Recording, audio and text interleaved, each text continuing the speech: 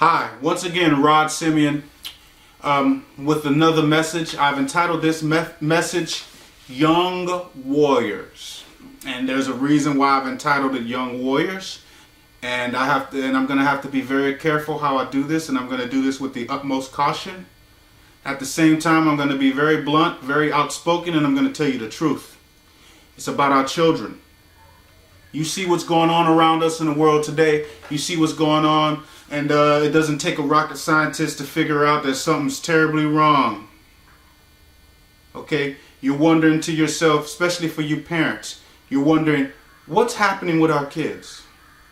Why are they being, why are these sexual predators just coming out of the clear blue, kidnapping our kids, sexually assaulting our kids? Why? How come there's so many cases of child molestation all over the world? Why are all of these bad things happening to our children? Well, let me ask you something, okay?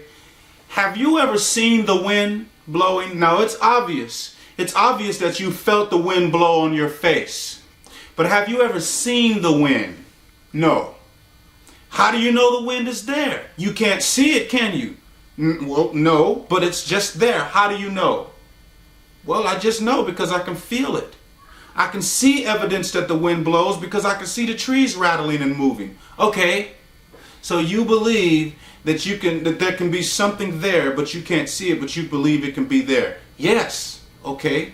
Have you ever seen dust mites? What are dust mites? Dust mites are these small little microscopic bugs that are everywhere, even in your bed, even not to gross you out or anything or to make you feel creepy, but they're everywhere. They're in your pillows, in your bed, in your sofas, all over your house. Some of them are even up in the air. They're dust mites. You can't see dust mites with your naked eye, but you can see them with a microscope. Have you ever seen dust mites before? Well, no. But we'll say, do you believe that they exist? Well, if you say so, yeah. Matter of fact, some people already know they exist because some people have been able to see what dust mites look like, either under a microscope or they've seen them on pictures, blown up pictures, or they've increased the size so you can see what them creepy little things look like. Okay. Now, so you believe that there are some things going on around us that we can't see with our eyes, but you believe that they're there. Yeah, of course. All right. I'm going to tell you. I'm going to tell you what's going on. And I'm going to tell you why these sexual predators, or these predators, they don't have to just be sexual predators, they can be predators. Why this is happening in the world today with our children. One of the reasons. But this doesn't serve as an excuse for these people. No, they know the difference between right and wrong. This doesn't serve as an excuse for them. And the reason that they get it in their heart for this stuff to happen is because they let it get into their hearts. They allow it to take place. All have sinned. Everybody sinned and falls short the glory of God. None of us are good. Now I'm about to tell you what's going on. I'm going to cut to the chase. What's going on, the reason these people do this to these children is because of demonic spirits.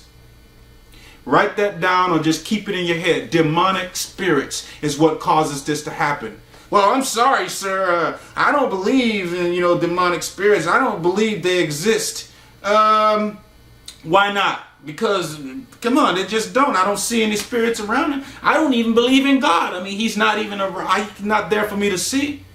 Yeah, but just because you can't see him doesn't mean he's not real. Just like demonic spirits. Let's get this straight. The spiritual world, the spiritual realm, that realm is more real than this natural world that we live in. You can't tell it now because these bodies we live in are limited, even at their very best. These eyes, even if you have what they call 20/20 vision, perfect eyesight, you still can't see everything.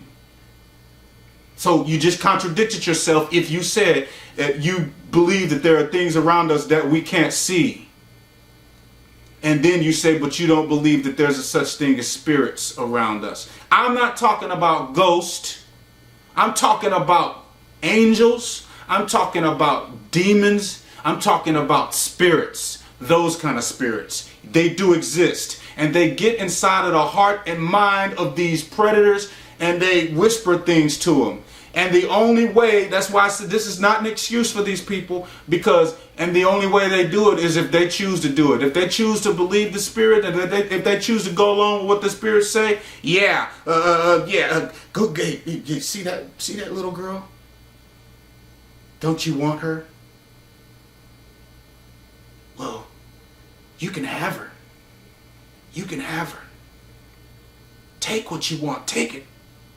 So then they spend all of this time thinking thoughts in their mind, planning out the assault, planning on a day where it's going to be just the right time for them to go riding up next to this girl or hiding somewhere where nobody's around and snatching this kid. It doesn't have to be a girl, it could be a boy. Snatching the kid off the street, taking him away, nobody ever sees him again, alive at least. There's some cases, thank God that there are some cases where the kids actually get back safely. But there are demonic spirits. First of all, let me tell you this, okay? We preach so much fear in the world today that we don't even recognize that we're giving them strength. We're giving these demonic spirits strength when we are so afraid, when we're so fearful. We shouldn't be fearful. We should be madder than hell. We should be fighting back. We should be raising our kids up right now. I'm about to talk to the Christian parents, okay? And the reason I say that is because there are some parents out there that are non-believers, that are not Christians, and this will just go over their head or in one ear and out the other. There are some parents out there that are not Christians who will listen to it anyway and who may be bold enough to try what I'm about to say in this program in order to solve the problem. First of all, fear has never solved any problems. Being afraid has never solved any problems. But you're only human. You're going to get afraid. That's natural. But just because you are afraid doesn't mean you have to let it paralyze you. Doesn't mean you have to let it scare you to the point to where you don't do anything about it. I tell you what to do about it. Now I'm talking to the Christian parents. Any other parents that wish to listen to this, go ahead and listen to this. Parents, Christian, there is some Christian parents out there that should be ashamed of themselves because they don't even raise their kids. The first thing you start doing, you can read it in the book of Proverbs, is you start your kids off at a very early age in the faith. You start teaching them about the Lord, about speaking the words of faith that come out of your mouth. And when you speak things and believe them, they happen. And that wasn't originated by Satan. That was originated by God. Because if you remember, Satan was created by God as Lucifer. God was the one that created him.